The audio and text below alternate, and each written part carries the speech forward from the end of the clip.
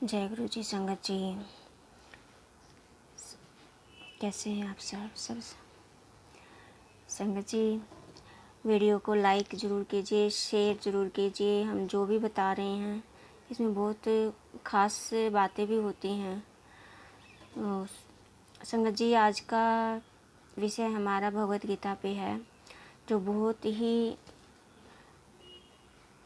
अच्छा रहने वाला है। ये संगत जी सब जानते हैं भगवत गीता के बारे में, लेकिन जानते कितना है, कितना ही कि उसमें कर्म को प्रधान बताया गया है और आत्मा अजर अमर है, इतना ही।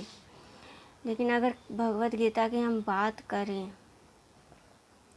तो सबसे पहले बात आती है कि ये कथा जब भगवत उसका जो महात्म है, उस महात्म में शिव पार्वती माता की कथा भी आती है। माता पार्वती शिव से प्रसन्न करती है, और जितनी भी कथाएं हुई हैं ना, उसमें माता पार्वती ने शिव से प्रसन्न किया है। और शिव भगवान ने भी जो उत्तर दिया है ना, वो लोक कल्याण के हित में दिया है। और माता पार्वती ने भी लोक कल्याण के लिए प्रसन्न किया है।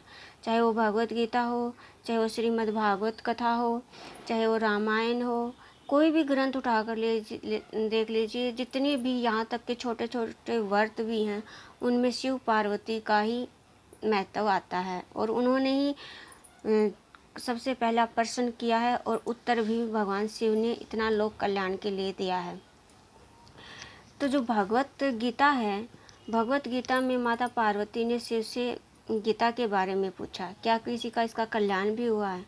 तो उसमें भगवान शिव ने 18 के 18 अध्यायों में महात्म के जरिए जिन जिन का कल्याण हुआ, उन सब भक्तों को बारे में भी बताया। और जिन्होंने इसको रोज पढ़ा है, उनकी जो उन्होंने उस कथा के जरिए उनका भी बताया है कि किस किस ने कल्याण पाया और किस किस ने कल्याण किया।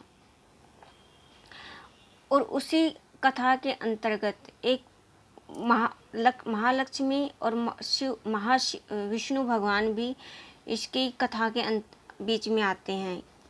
वही प्रश्न विष्णु भगवान और माँ लक्ष्मी भी करते हैं। जैसे माता पार्वती ने शिव से किया, वैसे ही माँ लक्ष्मी ने विष्णु भगवान से भी प्रश्न किया। और उसकी भी कथा विष्णु भगवान माँ लक्ष्मी को सुना रहे हैं। दोनों जगह पर भगवत गीता की चर्चा हो रही है। इसका फ़ायदा क्या क्या है?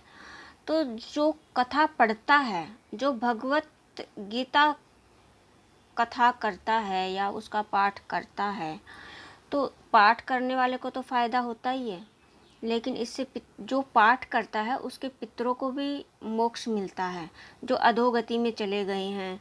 अगर कोई पंडित ये कहता है कि आपके पितर दोष लगा हुआ है, तो आप घर में किसी के पास मत जाइए, आप किसी पंडित के पास मत जाइए। आप अपने घर में भगवत गीता का पाठ कीजिए और हाथ में जल लेकर उसके पितरों के नाम से उसे अर्पण कर दीजिए। आपके जो पितर दोष लगा हुआ है, सब धीरे धीरे अपने आप ठीक हो जाएगा।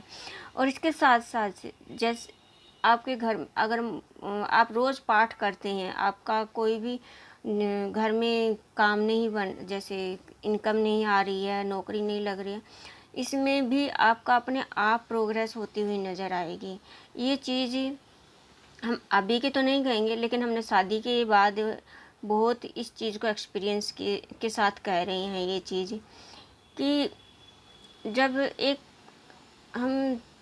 हमने एक आंटी को दिया था भगवत गीता, वो आंटी कहने लगी, आंटी मेरे पति के पास कोई काम नहीं है और घर बैठे हैं, घर में कलेश होता रहता है और इनकम कुछ है नहीं, बच्चे भी हो गए हैं, खर्चे भी बढ़ गए हैं।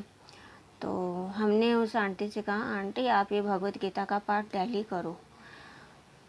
मैंने उस आंटी को भगवत गीता भी दी। उस आंटी ने 2 या 3 महीने के बाद कहा, आंटी मेरे पति का काम भी हो गया है, अच्छा इनकम भी हो रही है, और मतलब मेरे आंखों देखा ये एक्सपीरियंस है।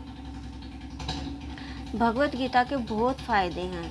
जो भगवत गीता पढ़ता है उसको तो मुक्ति मिलती ही है, उसके पितरों को भी मोक्ष प्राप्त होता है, घर में इनकम भी की बढ़ोतरी भी अपने आप हो जाती है। इसके और इसका जो ऑरा है, जो भगवत गीता पढ़ने वाले का, उसका जो ऊर्जा है वो इतनी आसपास की वो शांत कर देती है, शांति होती है उसके आसपास। उसके कनेक्ट पास जो भी कोई आता है, वो अपने आप को खिंचाव महसूस करना शुरू कर देता है कि इसके पास कौन सी ऐसी एनर्जी है जो मुझे इसकी तरफ अट्रैक्ट कर रही है।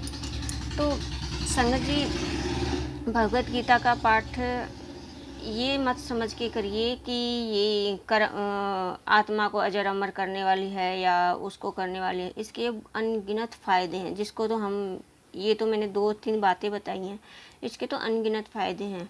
तो इसलिए आप घर में रोज़ भगवत गीता का पाठ ज़रूर करिए, और हो सके तो गर्भ गीता का भी पाठ करिए, क्योंकि गर्भ गीता का पाठ है, ये बहुत सारी किताबों में भगवत गीता के पीछे हिस्से में दी हुई होती हैं, लेकिन आजकल अलग से निकालने भी लग गए हैं, अलग किताब बना दी गई है।